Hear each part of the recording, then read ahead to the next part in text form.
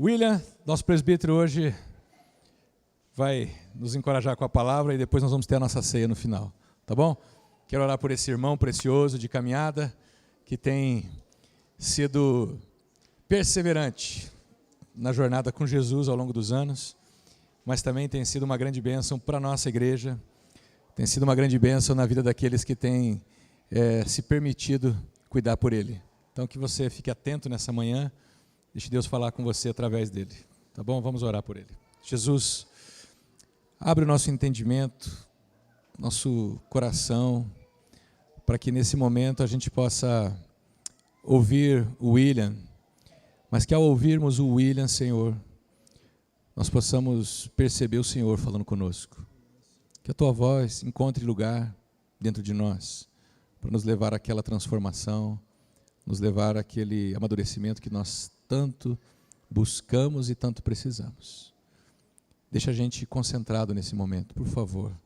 Não permita a gente abrir mão do tempo com o Senhor para levantarmos desnecessariamente, irmos tomar água, ir ao banheiro sem que de fato seja algo necessário.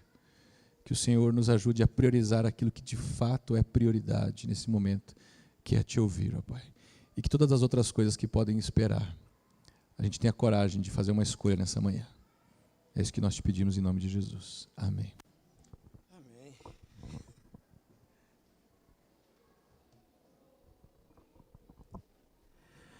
Bom dia, pessoal.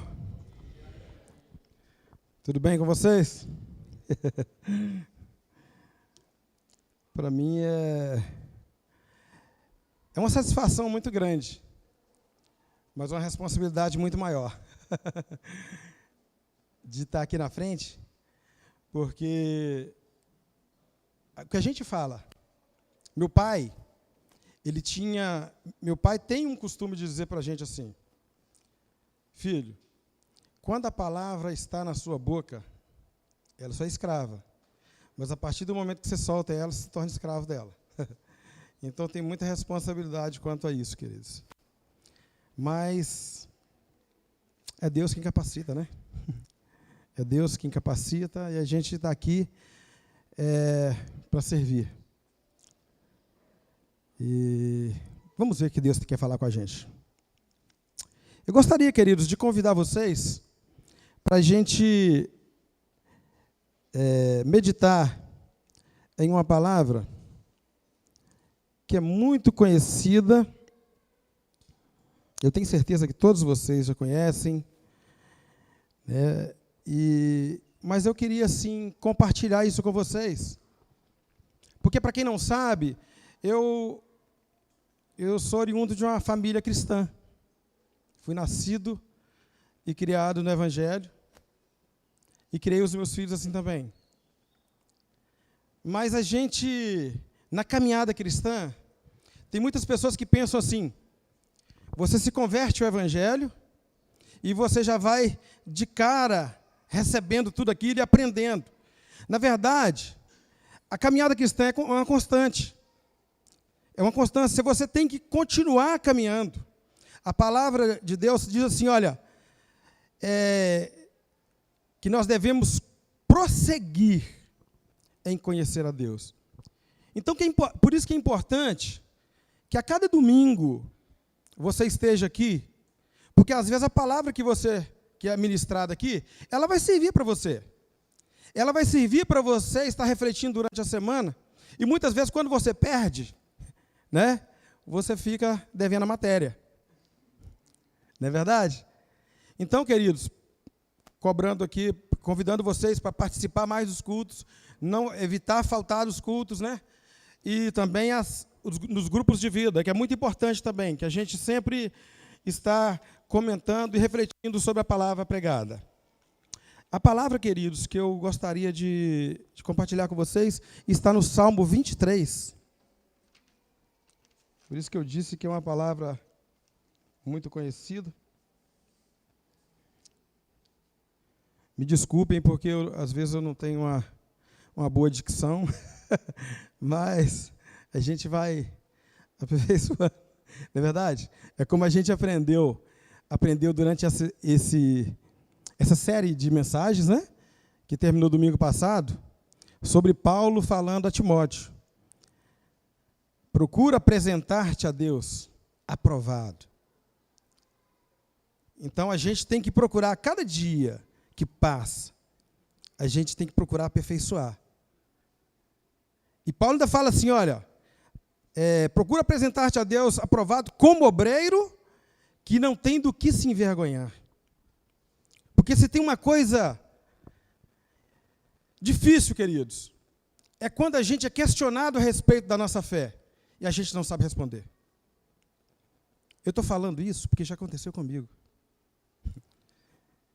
E quando alguém chega para a gente, caminha para a gente, questiona a gente a respeito da fé que a gente professa, a gente tropeça.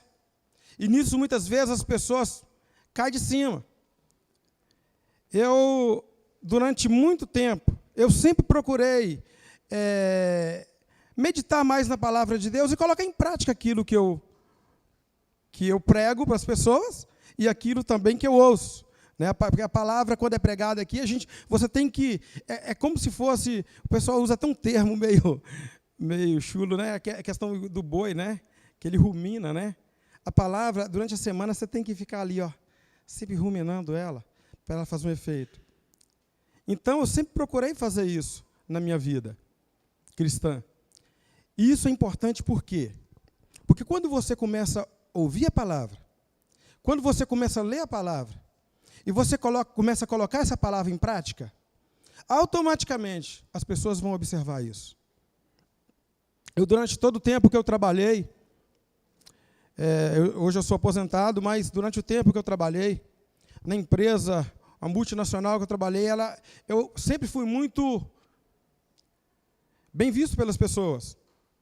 Então, isso é importante, não para a minha glória, mas para a glória de Deus, é a graça de Deus, né? Como foi cantado aqui hoje. Mas as pessoas, elas tinham aquele respeito. Você sabe por quê? Porque eu sempre procurei fazer isso. Procurei fazer a diferença. Se eu sou cristão, eu tenho que agir como cristão. E existiam algumas pessoas ali que não agiam assim.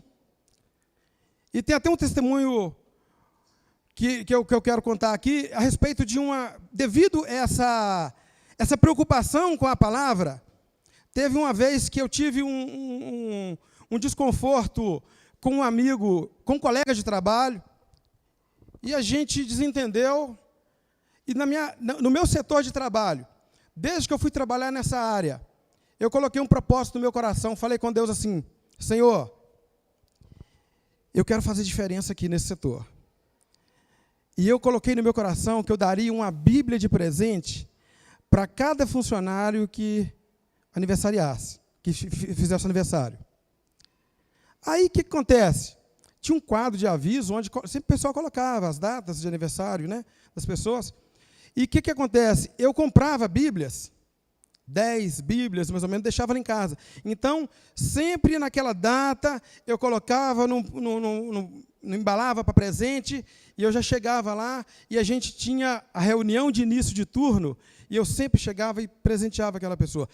Com isso, todo mundo do setor ganhou Bíblia, até meu chefe. E com isso, as pessoas começam a olhar para a gente. Isso é muito sério. Então, você tem que ter um certo cuidado. Aí, o que acontece? Nessa situação, eu tive um desentendimento com o rapaz, com o senhor, e ele não gritou muito comigo, e infelizmente, eu perdi as estribeiras. Sabe, falei algumas verdades com ele também, e depois ele foi para a supervisão e me falou um monte de coisa minha lá, mas aqui no meu coração, o Espírito Santo, ele começou a me incomodar com aquilo. Eu falei, gente, eu sou cristão. E sabe o que eu fazia? Desde que eu fui para esse setor, a gente tinha reunião de início de turno, eu conversei com o meu supervisor, e ele me permitiu que a gente sempre, depois de passar o serviço para todo mundo, eu fazia uma oração. Tinha uma Bíblia que eu tinha comprado, deixei lá, e a gente lia um texto e fazia uma oração. Aí o que acontece? Nesse dia, eu fiz a oração, li o texto e fiz a oração. E aí saímos para trabalhar. E aconteceu no meio do período isso. E quando foi Depois que aconteceu, eu fiquei preocupado com aquela situação. Falei, meu Deus, e amanhã? Como é que vai ser? Porque se tornou público. Todo mundo viu eu gritando com o cara e fazendo estudo e tal. Como é que vai ser a situação? E aí, gente, o que aconteceu? Tinha um rapaz que era cristão também. Não dava muito testemunho, mas era cristão. E eu virei para ele e falei assim, irmão, você vai fazer um favor para mim. Eu não tenho condição de orar, de ler a Bíblia e orar amanhã, devido à situação que aconteceu com o nosso amigo.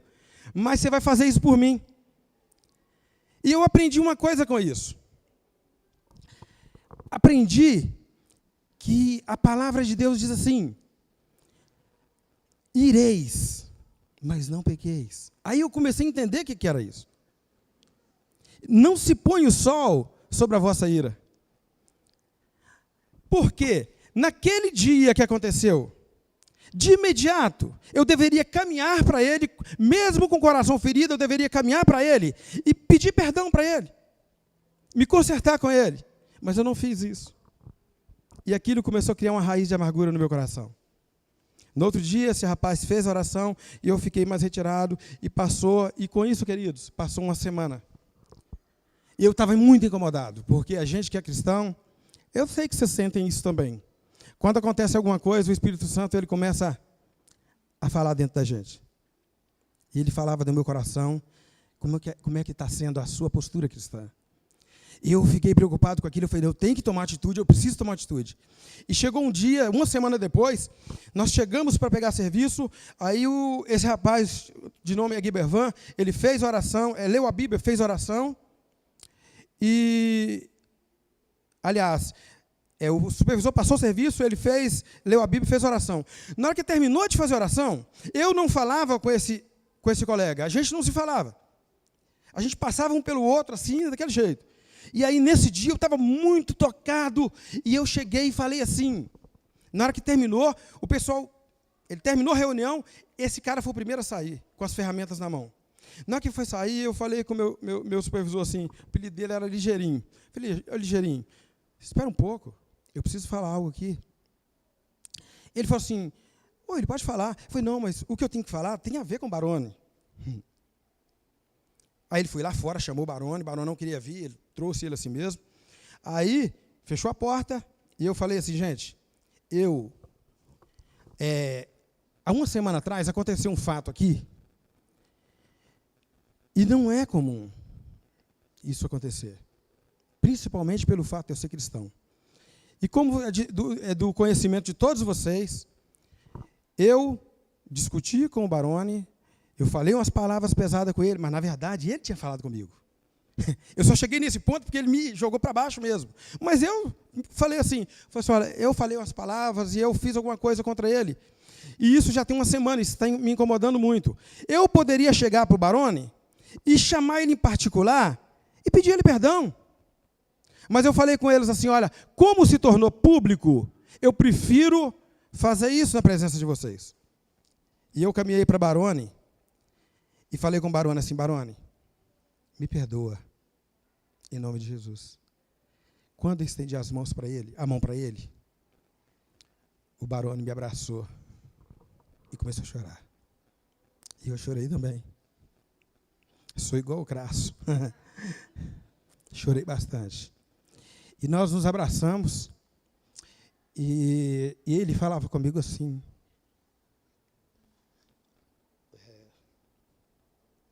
William, me perdoa, fui eu que pequei. Eu falei, não, eu pequei, cara, me perdoa e tal. E aí, o que aconteceu? Ficamos ali um minuto, mais ou menos, abraçados, e quando eu abri os olhos, todo mundo estava chorando. E aí, o que acontece? Eu cheguei para o supervisor, na hora que o pessoal foi sair, o supervisor falou assim, espera um pouco, eu preciso falar algo. E esse supervisor nosso, ele era muito promíscuo, não sei como está hoje. Mas ele falou assim, olha, gente, tem muita gente que diz que é cristão, mas não vive o que prega. Agora tem uma coisa, o William é cristão de verdade. Isso eu digo para a glória de Deus.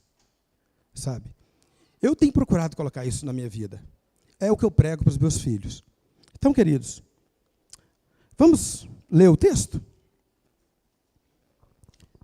Desculpe, queridos, porque normalmente o pessoal coloca ali no Data Show e eu não tenho essa habilidade ainda, né?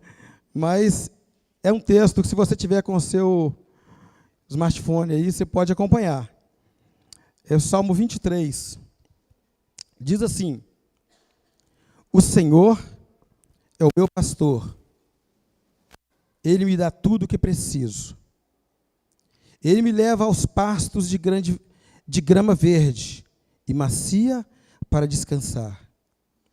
Quando sinto sede, Ele me leva para os riachos de águas mansas. Ele me devolve a paz de espírito quando me sinto aflito. Ele me faz andar pelo caminho da justiça por amor do seu nome. Mesmo que eu ande pelo vale escuro, onde a morte está bem perto, continuo tranquilo e não sinto medo, porque a sua vara e o seu cajado me protegem. Prepara um banquete para mim na presença dos meus inimigos. O Senhor me recebe como convidado de honra, ungindo a minha cabeça com óleo, e faz o meu cálice transbordar. Eu tenho absoluta certeza que a sua bondade e sua misericórdia me acompanharão todos os dias da minha vida. Sim, eu viverei na presença do Senhor para sempre. Quem nunca ouviu essa palavra? Essa palavra, queridos, é muito comum, né? Quando você vai no velório, você vê sempre naquelas coroas, né? O Senhor, o meu pastor, nada me faltará. Você vê também nos adesivos dos carros, os para-choques de caminhão.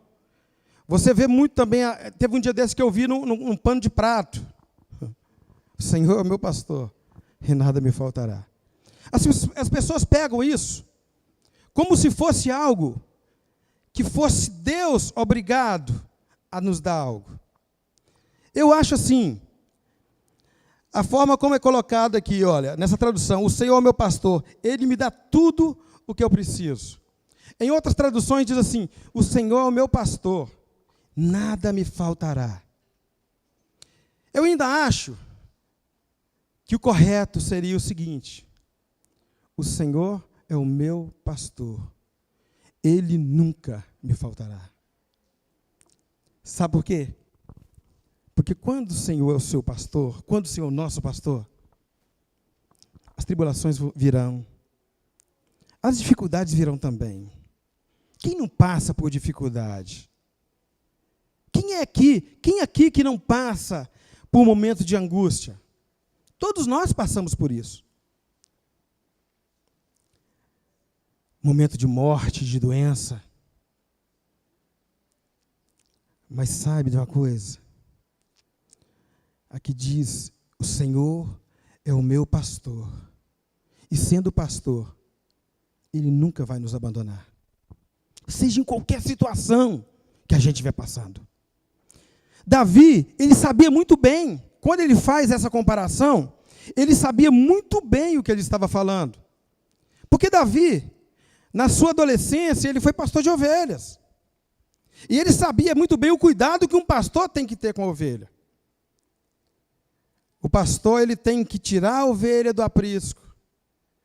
Ele tem que levar a ovelha distâncias longas, atravessar vales, para levar as ovelhas até um riacho, para tomar água. Tem que levar as ovelhas até os pastos, né, verdejantes, aonde que tem alimento para o seu rebanho. E Davi está comparando Deus. Naquele momento, eu acredito que Davi está olhando, eu não sei, tem muitos pesquisadores, né, que eles falam, uns falam que Davi escreveu esse salmo já quando ele ainda era jovem, outros falam que já mais para o final da sua vida. Mas eu acredito que naquele momento, Davi, ele para e olha para dentro de si, e ele começa a lembrar dos livramentos que Deus tinha dado para ele. Os momentos que ele passou na vida, e que ele não estava só. E ele faz essa comparação de Deus como pastor. Porque o pastor, queridos, ele enfrenta tantas coisas, tantos perigos, para proteger o seu rebanho. A ovelha, ela sabe, quando ela vê o pastor por perto, ela sabe que ela está segura. E Davi, naquele momento, ele fala: o Senhor é o meu pastor, por isso eu não preciso ter medo de nada. Nada me faltará. Ou o Senhor é o meu pastor, Ele nunca me faltará, independente do que eu esteja passando. Davi, queridos, era filho de Jessé, de uma família de 8 irmãos, e ele era o caçula. E quando Davi, quando ele fala sobre isso, pastor de ovelha, ele ainda não tinha experiência de exército, ele não tinha experiência de reinado, quando ele pastoreava as ovelhas. Mas ele sabia o quão era importante a presença do pastor para uma ovelha.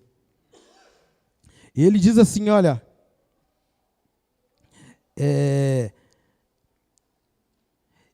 ele me leva aos pastos de grama verde e macia para descansar. Esse era o papel do pastor. Quantas vezes, Davi teve que enfrentar perigos? Quantas vezes os pastores, queridos, tinham que seguir distâncias tão longas, não dava para voltar, eles tinham que dormir debaixo de uma árvore, às vezes, com o rebanho, cuidando do rebanho ali. E Davi sabia muito bem os perigos que ele teve que enfrentar. Quantas vezes Davi teve que enfrentar feras para defender uma ovelha? Tem um momento que ele chega para Saul, que ele fala com Saul, conta lá para Saul que ele queria enfrentar Golias, porque Golias estava, aquele guerreiro estava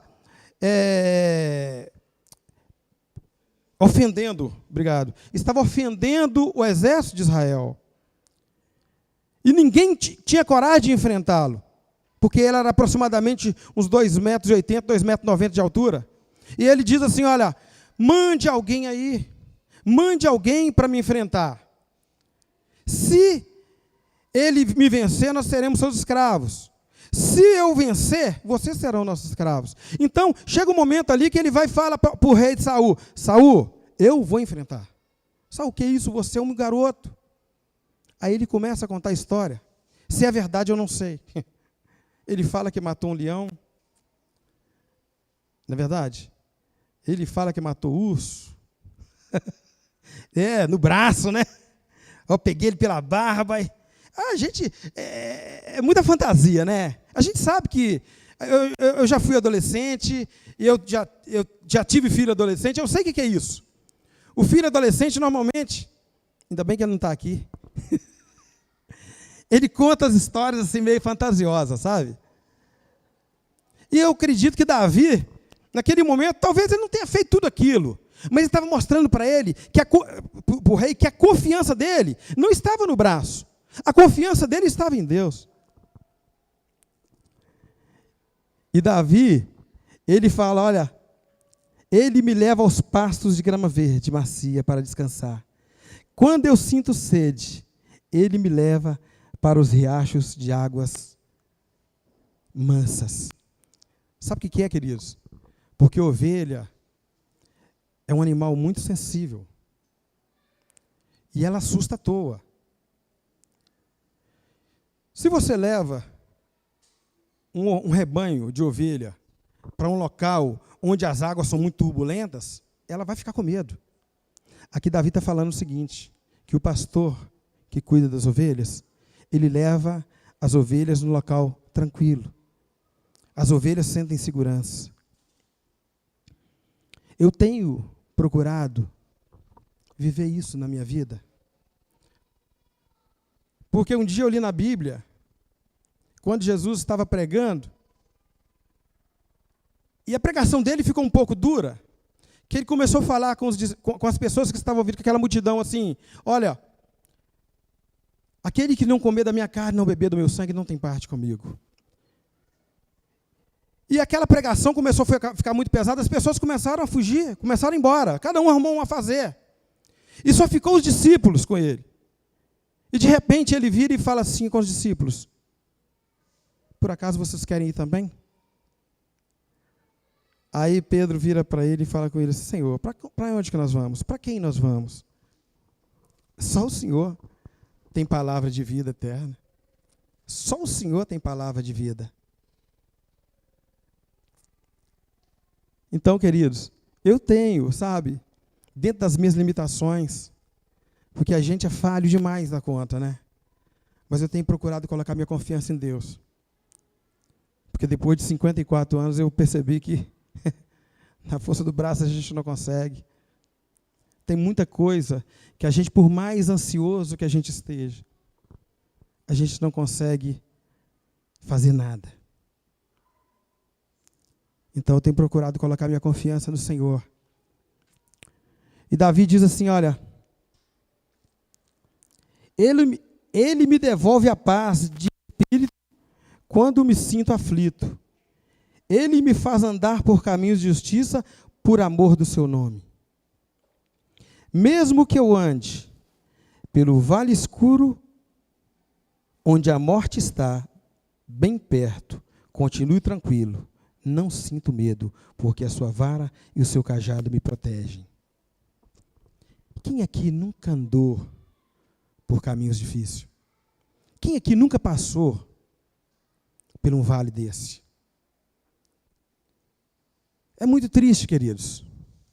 Davi, quando ele estava falando isso, eu imagino que Davi estava lembrando de quando ele teve que descer naquele vale para enfrentar aquele homem, para enfrentar aquele guerreiro. Uns falam que era gigante, né? Eu imagino quando ele estava imaginando quando ele estava descendo, ele estava descendo para o vale da morte.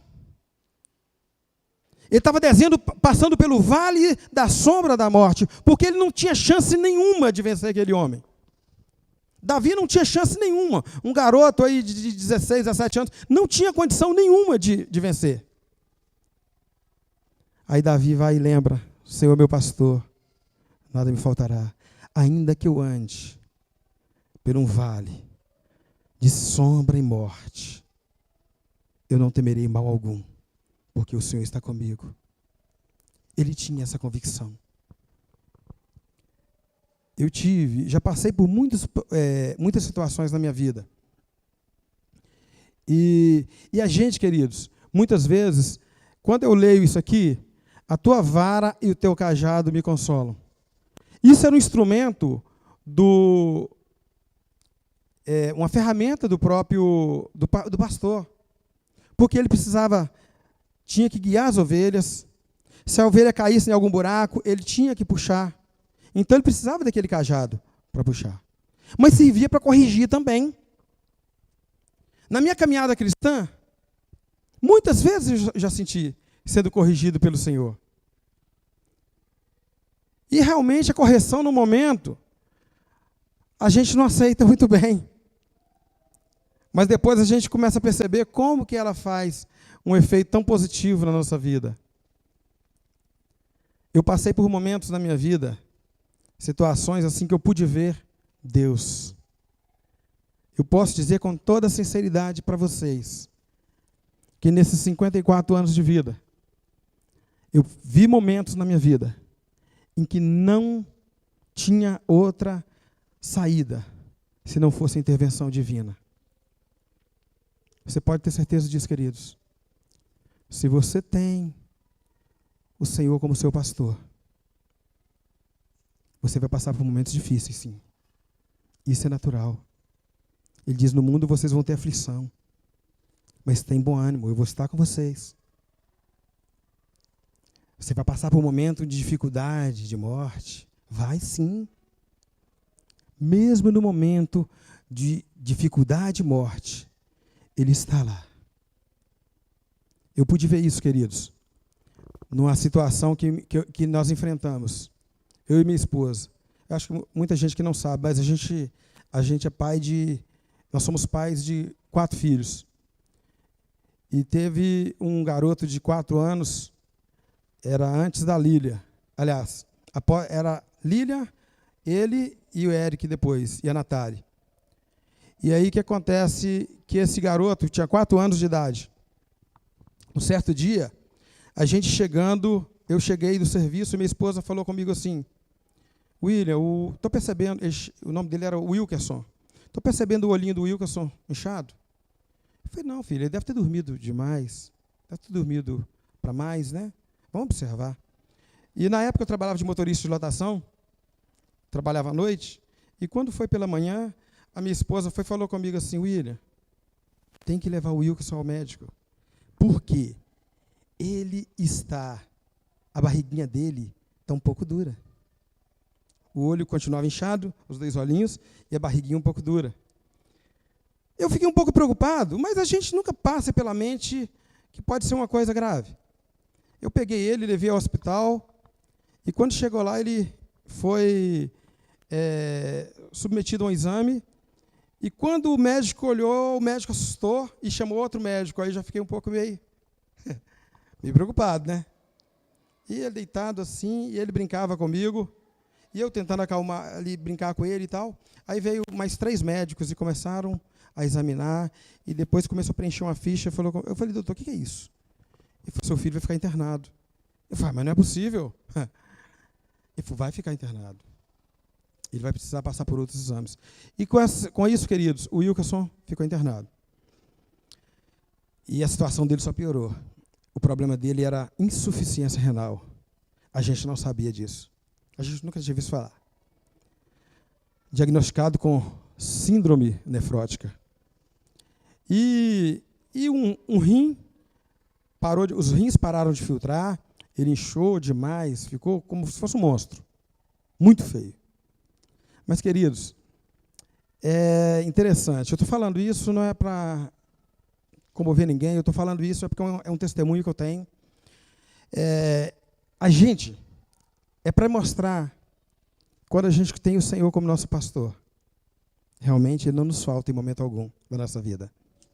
O que aconteceu? Aí ele ficou internado um tempo, aí por fim a médica virou para mim e falou comigo assim: pai, leva ele para casa, porque ele vai morrer. Pelo menos ele morre em casa, né? Eu peguei o Wilkerson, levei para casa, colocamos na nossa cama. A gente morava num barracãozinho muito simples, que era só um quarto e uma cozinha, né? Um quarto e uma cozinha só, e um banheirinho, do lado de fora.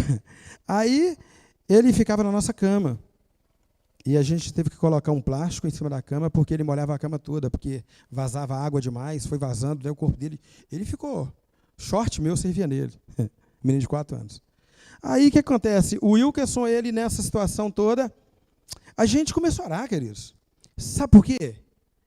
Porque tem coisas na vida, às vezes a gente tem dificuldade de orar, sabe? Mas quando acontece uma situação dessa, a gente vira um homem de oração, né? Eu orava o tempo todo. Eu trabalhando ali, dirigindo ônibus e orando, a gente orando e pedindo oração nas igrejas e tal, e pessoas vindo e orando para o Wilkerson só pior. Mas eu tinha uma certeza no meu coração.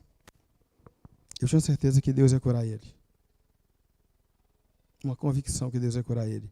E a gente orava, e o Wilkerson só pior. Quando foi um dia, eu estava trabalhando e a minha esposa foi e meu irmão chegou para orar por ele, né? E falou assim comigo, falou com minha esposa, eu estava em casa. Ô Bi, aliás, eu cheguei para minha esposa um dia e vendo aquela situação toda, eu virei para minha esposa, ela lembra disso, cheguei, eu tinha passado a noite chorando e tal, e aí eu cheguei em casa e falei com ela assim: filha, vamos fazer uma coisa? A gente está orando o tempo todo pelo Wilkerson, só que a gente só vê ele piorar. Você tem coragem de fazer uma oração? Eu vim disposto a fazer essa oração. Se você falar que você tem coragem, nós vamos dobrar o joelho aqui agora e vamos orar. Ela falou: o que foi? Você tem coragem de orar para Deus fazer a vontade dele na vida do Wilkerson? Ela falou comigo assim, com os olhos cheios d'água, ela falou assim: eu tenho. Vamos dobrar o joelho. Eu dobrei o joelho, mas ela, na beira da cama dele, e ele estava o peito dessa altura, queridos. Ele não tinha, o pescoço não aparecia mais. Ele ficava o tempo todo cansado. E ele, de repente, dobrei o joelho, coloquei a mão sobre o peitinho dele e falei: Deus, o Senhor nos deu ele esses 4 anos. A gente está orando o tempo todo confiado que o Senhor vai curar. Mas a gente não perguntou qual que é a sua vontade. A palavra de Deus diz que a vontade do Senhor tem que ser soberana. Seja feita a tua vontade, aqui na terra como é feita no céu. A gente não tinha feito essa oração. Eu coloquei a mão no peitinho dele e falei, Deus, olha, ele é teu. Se o Senhor quiser levar, pode levar. Mas nós não queremos mais ver ele sofrer. De repente, queridos, quando foi à noite, nós levamos na igreja, a gente era de uma outra igreja, a gente levou, já estava tendo uma festividade lá, e o pastor falou assim, olha, um amigo falou assim, vamos levar na igreja, tem um pastor aí, vamos pedir à igreja para lá. A gente tem aquela coisa, né, gente? Desculpe, tá, querido? Não estou aqui querendo menosprezar ninguém, mas tem muita gente que começa a colocar confiança no homem. Tem gente que fala assim, tem um pastor, você fala, tem um pastor lá que ele é abençoado e tal. Queridos, o pastor está com você. Ele prometeu. Para que eu vou atrás da irmã Marinha, do irmão Zezinho, porque ele ora e Deus cura? O pastor está comigo. E se eu orar, vai acontecer. Se for a vontade dele. Mas a falar, a gente estava naquele processo ainda, né? E aí, de repente, a gente levou, porque é muito complicado, quando você está numa situação dessa, querido, tudo você vai pegando, é um perigo, viu? É muito perigoso. Quando você está sensível, cuidado com as pessoas que se aproximam de você. Tentando trazer uma palavra de Deus, querendo trazer profecia para você. Cuidado com isso. Não estou menosprezando ninguém. Eu estou falando contando uma experiência minha. E a gente levou ele porque tinha esse irmão. Esse irmão orou e tal, e falou assim, olha, deixa eu te dizer uma coisa. É a última noite que ele vai sofrer. Deus já está curando ele. E a gente pegou ele, eu entrei para dentro da igreja com ele nos braços, não conseguia. Eu ajoelhei na frente da igreja várias vezes, assim, porque eu não estava conseguindo o peso dele. Ele estava muito pesado. Aí, quando nós chegamos em casa, eu coloquei ele assim, aí falei com ele assim, filho, você está curado, tá? Ele, amém. Porque a gente, queridos, deixa eu abrir um parênteses aqui.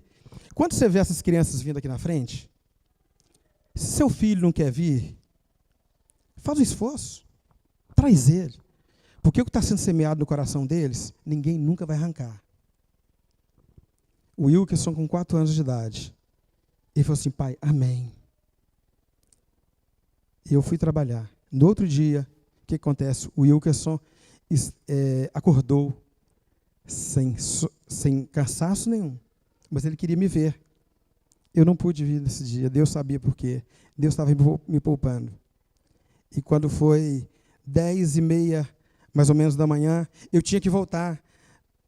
Dava 2 viagens de manhã e 2 viagens à tarde. Esse dia não deu para voltar. E aí ele acordou e falava assim, mãe, cadê meu pai? Eu quero ver meu pai. Chama meu pai para mim. E eu não consegui, e eu não estava em casa. Na época, querido, muito tempo atrás, não tinha celular. E aí, o que acontece? A minha esposa falou, filho, seu pai vai vir. Chegou num ponto que ela falou assim, olha, eu acho que ele não vem agora. Era 10h30 da manhã. Ela virou e falou assim, ele falou assim, mãe, então chama o meu tio Wagner e minha tia-avó, e minha avó, e faz uma oração por mim, uma criança de 4 anos de idade. Faz uma oração por mim. E aí minha esposa foi lá e chamou, eles vieram, meu irmão fez, orou por ele e falou assim, Bia, o Wilkerson já está curado. E aí o que acontece, queridos? Minha esposa veio fazer comida, de repente, ela deu aquela coisa nela, ela olhou assim, quando ela estava vendo ele, dá o último suspiro. Foi embora. Eu não estou falando isso, perdão, queridos, que eu lembro disso como se fosse ontem. Mas eu choro também de alegria, porque como que Deus tem cuidado da gente. Naquele momento, queridos, na minha mente, eu pensei assim, acabou. Cadê a confiança que eu tinha em Deus? Acabou. Mas na realidade, é ali que eu senti o abraço dele. Ele estava do meu lado, me abraçando. Quando eu cheguei em casa, a minha esposa estava consolando as pessoas. O culto fúnebre do Wilkerson, a minha esposa que pregou. É uma coisa assim, sabe? maravilhosa. Como que Deus trouxe um conforto tão grande no nosso coração. Então, queridos, estou dizendo isso porque o Wilkerson foi curado. Se o Wilkerson tivesse sido curado aqui, todo mundo veria a glória de Deus. Mas como o Wilkerson foi curado na eternidade, a glória de Deus, ele viu a glória de Deus. As pessoas viriam a glória de Deus aqui, se ele tivesse sido curado. Mas Deus preferiu deixar ele ver a glória de Deus. Então, queridos, estou dizendo isso porque tome cuidado. A palavra que está sendo pregada aqui para você todo domingo, nós temos esse cuidado do evangelho genuíno, sem fantasia. A palavra que é pregada todo domingo aqui, ela é pura. E quem está falando com você isso? É quem tem uma larga experiência sobre isso. Eu tenho falado com o Fernando. Fernando, eu glorifico a Deus. Todas as vezes que a gente conversa, eu falo, Fernando, a palavra, eu me apaixono pela palavra que é pregada. Porque é o evangelho puro. Não é aquele evangelho, né, que os Gálatas começaram a abraçar, que Paulo chegou e deu aquela pancada neles. Porque quem foi que enfeitiçou vocês? Foi pregado para vocês o evangelho genuíno. Agora, se vocês estão começando a se misturar, dar ouvidos a outros falsos aí, dizendo que vocês precisam circuncidar para ser salvo. A salvação é pela graça, é pela fé, né? É através da fé. Então, queridos, muito cuidado. Quando alguém chegar para você, olha, vamos ali que tem fulano de tal que está fazendo isso. Cuidado. Sabe? Porque a gente tem que ter muito cuidado com isso, porque muitas vezes, um dos significados da palavra diabo é enganador. E tem uma coisa que eu sempre falo, quando eu tenho a oportunidade de falar com alguém. Verdade e mentira se confrontam, batem de frente. Mas a verdade e o engano, muitas vezes o engano ele anda paralelo com a verdade. É quase a verdade, mas tem que ter mais alguma coisinha ali. Ó. Máximo de cuidado com isso. Ele diz assim também, olha, preparas um banquete para mim na presença dos meus inimigos. O Senhor me recebe como convidado de honra, ungindo a minha cabeça com óleo e faz o meu cálice transbordar. Mas será que um cristão ele tem inimigo? Nosso maior inimigo, queridos, é o diabo. E ele tenta de todas as formas roubar a nossa fé. Ele vai tentar o tempo todo te oferecer muitas coisas. O mundo está aí. E a palavra de Deus diz o seguinte: quando a gente ama o mundo, o amor de Deus não está na gente. Não estou falando do mundo coisas, estou falando do mundo sistema. Então nós temos que ter cuidado com isso. Ele está dizendo aqui, olha, que Deus prepara um banquete, o pastor prepara um banquete na presença dos inimigos. Unge a minha cabeça com óleo. Quem fazia isso na antiguidade? Quando um anfitrião convidava alguém para almoçar, eles faziam isso, ungia a cabeça com óleo, demonstrando o quanto aquele convidado era precioso para eles. É isso que Deus faz.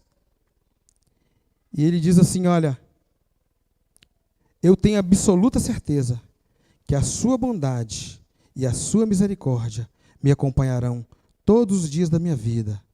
Sim, eu viverei na presença do Senhor para sempre. Pode ter certeza disso. Você não está aqui à toa. Você foi alcançado pela graça de Deus. Nós fomos alcançados pela graça de Deus. E essa graça, querido, que vai nos acompanhar, a misericórdia de Deus, ela vai nos acompanhar por toda a nossa vida, até a eternidade. Então, queridos, deixe Deus como seu pastor, tome Ele como seu pastor, e como seu pastor, Ele vai estar com você na tribulação.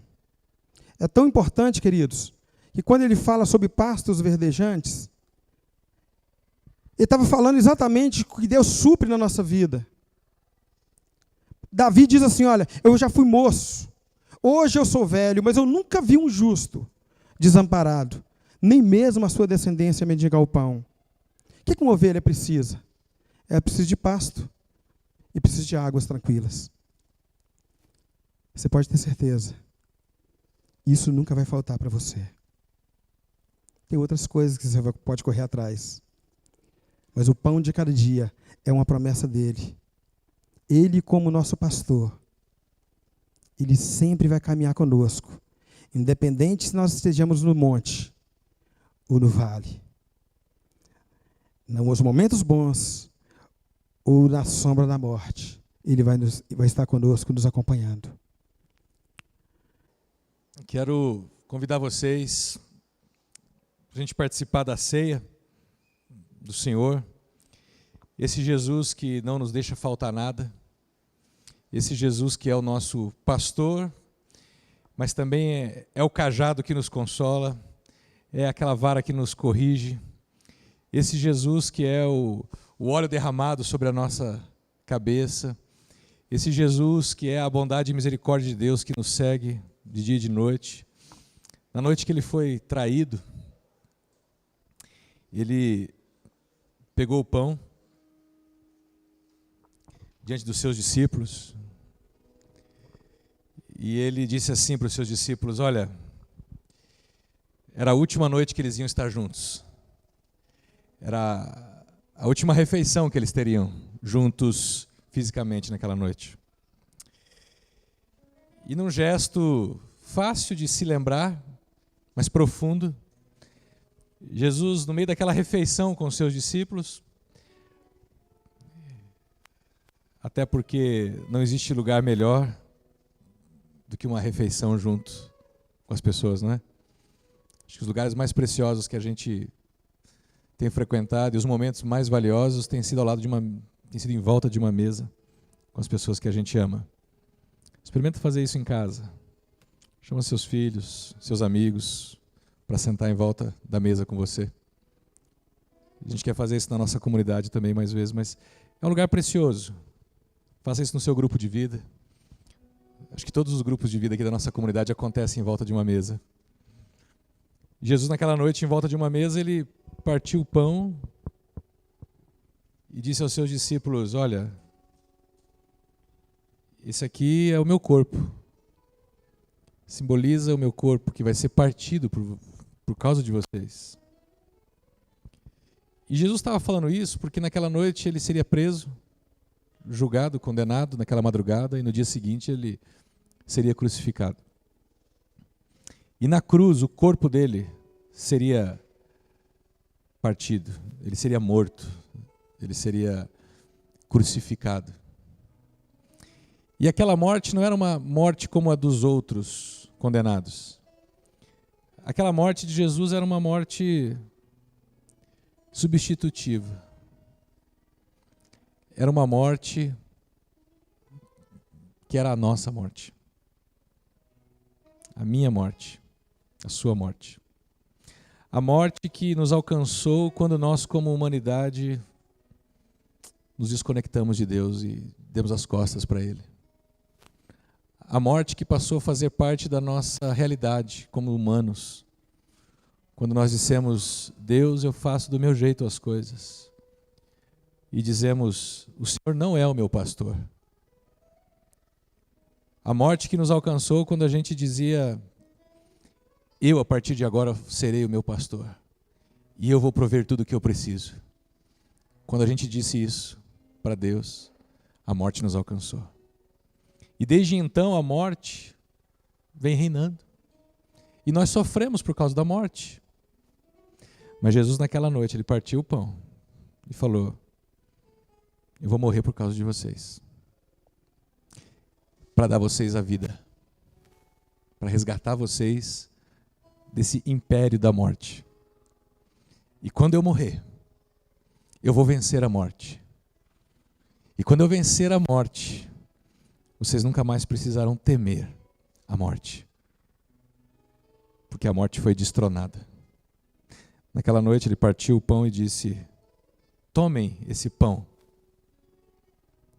Ele é o meu corpo. Peguem dele, comam dele. Charles, Silvia, se você tem consciência do que significa isso, Jesus está te chamando nessa manhã. Pega desse pão. Silvia, pode servir aqui, ó. Pega desse pão. Pega para você esse pão e come de mim, come da minha presença, se alimenta de mim. Ele também pegou o vinho mesmo, vinho bom. Haroldo. Alessandra, vem cá, Alessandra. Ele pegou o vinho e ele disse: gente, esse é o meu sangue derramado em favor de vocês. E ele é o símbolo, Andréia, ajuda a gente, por favor. Ele é o símbolo da nova aliança que Deus está fazendo com vocês. Não da nova comunidade aliança. Agora era uma boa, né? Podia aproveitar agora e puxar a sardinha para o meu lado. Não. Esse é o símbolo do novo acordo, do novo trato que Deus está fazendo com vocês. Qual que é o trato que Deus está fazendo com vocês? Eu estou pagando as suas culpas e as suas dívidas. Não haverá nada que te impeça de voltar a mim. Eu estou abrindo os meus braços para você como filho e como filha, e não importa por onde você tenha andado, e não importa o que você tenha feito. Naquela noite, Jesus disse para os seus discípulos: façam isso, se lembrando de mim. Esse é um ato que a gente faz como comunidade, para que isso fique vivo na nossa mente, para que você não se esqueça disso em momento algum, para que quando o vale da escuridão alcançar você, que nem alcançou a vida do William, da Bia, que nem alcança as nossas vidas, para que você se lembre quem de fato te guia nesse vale. Nós fazemos isso para deixar muito fresco na nossa memória de que Ele morreu e Ele venceu a morte. Não existe mais nenhuma escuridão capaz de te amedrontar de fato, que não possa ser vencida. Não existe mais nada que possa impedir você de se largar nas mãos de Deus. Sabe por quê? A pior das coisas foi vencida, a morte. A morte foi vencida. E você olha e pensa: mas a gente ainda morre hoje. Você não sabe o final do filme? O final da história? Deixa eu te contar. O final da história tem a morte e o sofrimento sendo jogado no lago de fogo. O final da história tem a morte e o sofrimento sendo aniquilados. Ponto. Esse é o final da história. Mas olha o spoiler que o autor da história deu para a gente. Ele veio do final da história, invadiu o meio da história e disse: é assim que vai terminar. Agora vamos continuar vivendo a história. Confiem em mim. Não se esqueçam do que eu fiz por vocês. Vivam baseados nisso. E eu vou estar com vocês até os últimos dias, até o fim dos tempos. porque eu sou o seu pastor. E eu não vou te deixar faltar nada. Não é só alimento. Eu não vou te deixar faltar esperança e consolo no coração. Eu não vou te deixar faltar refrigério para a sua alma. Eu não vou te deixar faltar força para você continuar perseverando. Eu não vou te deixar faltar sabedoria para você ganhar caminhos mais claros na vida. Eu sou o seu pastor, eu te levo por águas tranquilas. Eu te faço repousar em pastos verdejantes. Mesmo quando tudo em volta está complicado, o seu interior pode descansar nele. Isso não é uma religião, irmãos. Isso é um fato. Isso não é uma crença que você segura para você. Isso é um fato. E fato é algo público.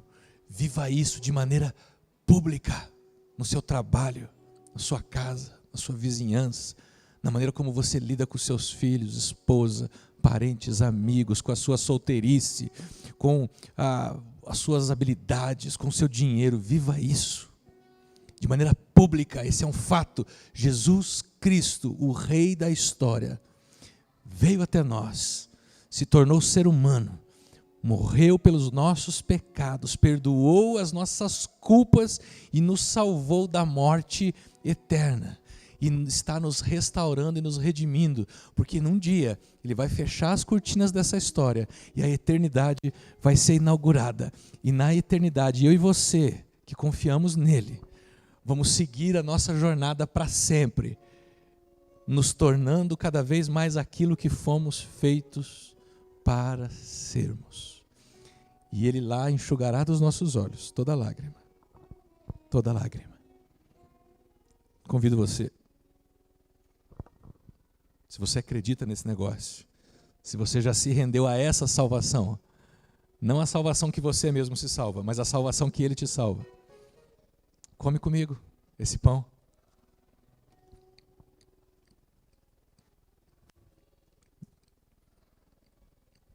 Deixa Ele te alimentar.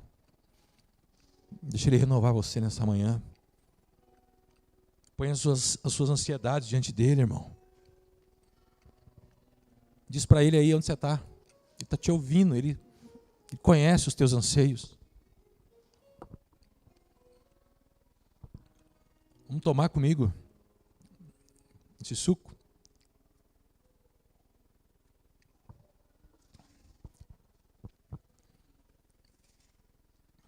Jesus, muito obrigado. Muito obrigado. Porque mesmo o Senhor sendo quem és,